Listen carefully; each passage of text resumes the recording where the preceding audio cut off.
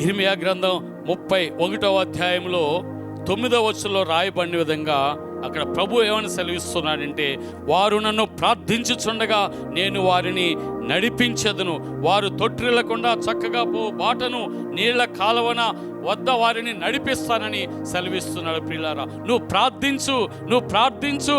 ప్రార్థించమని దేవుడు సెలవిస్తున్నాడు. నువ్వు ఎప్పుడైతే ప్రార్థిస్తావో నీ ప్రార్థనను బట్టి దేవుడు నిన్ను నడిపిస్తూ ఉంటానంటున్నాడు. ప్రార్థన అనేది ఒక మనిషికి శ్వాస లాంటిది. ఆ శ్వాస ఆగిపోతే మనిషి ఎట్లాగైతే మృతుడవుతాడో అదేవిధంగా ప్రార్థన ఆగిపోతే నువ్వు నడిపించబడ్డం కూడా ఆగిపోతుందని దేవుడు సెలవిస్తున్నాడు. కాబట్టి నువ్వు ప్రార్థించుచుండగా ఆయన నడిపిస్తానంటున్నాడు. నీళ్ల కాలవల యొద్దకు క్షేమకరమైన స్థితిలోనికి నడిపిస్తానంటున్నాడు. ప్రియ దేవుని బిడ్డ, ప్రార్థనను నిర్లక్ష్యం చేయకు. ప్రార్థించేవారే విజయాన్ని పొందుకోగలుగుతారు, ప్రార్థించేవారే పరిస్థితులను జయించుకోగలుగుతారు. కాబట్టి నీ ప్రార్థన ఆలకించడానికి నీ దేవుడు తన చెవి యొగ్గి ఉన్నాడు. కాబట్టి నీ దేవుని వైపు చూసి విశ్వాసంతో మొరపెట్టు, విసుగక మొరపెట్టు. నీ దేవుడు నీకు సహాయం చేస్తాడు, చెయ్యి పట్టి నడిపిస్తాడు.